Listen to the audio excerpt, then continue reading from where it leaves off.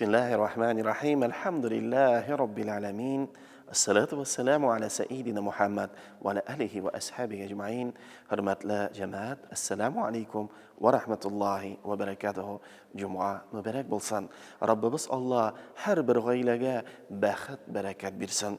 Jamaat bolalar o'sa bolalar birga tura boshli oila qaralar nikoh o'qitalar to'ylar o'zdiramiz bayram etamiz. Shunda jamaat bolalarimiz tura boshlagach ular orasida turli so'zlar chiqa boshli.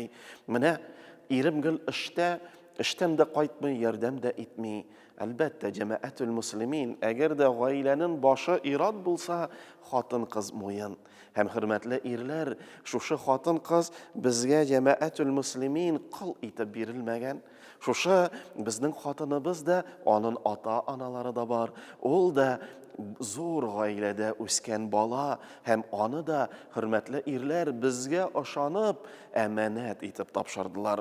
Agarda biz o'zimizning xotinimizga qil deb qaraymiz ekan, mana idan yuva pishira, tonishli, biz barmoqqa da ida suqmaymiz ekan, ul gunoh jamaatul muslimin. Chunki xotinimiz xizmatchi tugul, xotinimiz ul bizning oilaning ko'rkam motor yuragi deb aytik. Shu oilaning o'chog'in saqlovchi, qarovchi, Alloh bersa bizga bolalarni tobushi, ham shu bolalarga biz shin ani bo'laylik jamoat. Bir-birimizga hurmat bilan qaraylik. Agarda biz xotinning darajasini tashiramiz ekan, qarali sen musulmon xotini bit sen tinglarga tegish deb alla nindi so'zlar erandak ekan, ul gunohli so'zlar jamoat. Alloh taolo onlardan saqlasin. Chunki er bilan xotin ular tegiz, ikkisi da Alloh qarshida tegiz. Lekin hurmatli erlar, biz er bo'larak xotinimizni rizo bo'lib oldim degach, onun uchun Alloh qarshida javob beramiz. Agarda ul jili ekan, shu ko'z yoshlari uchun bizga gunoh. Agarda ul yilmoya ekan, yilmoyu uchun bizga savob. Ham har bir ipi kisaga qaysisi biz ega keltiramiz, ul vaqtda bizga sadaqa deb sanala. Yamat biz erlar bo'lg'ach, bizda albatta turli vazifa, ishda biz alla kim bo'lirga mumkin biz.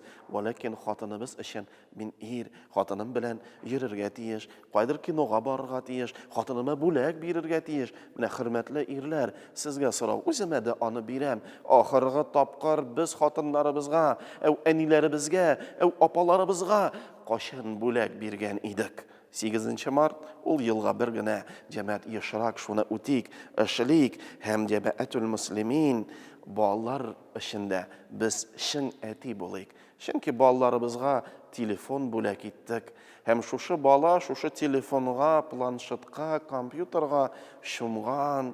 Biz bolani arashabız, lekin onu bo'lak etuvchi kim? Men.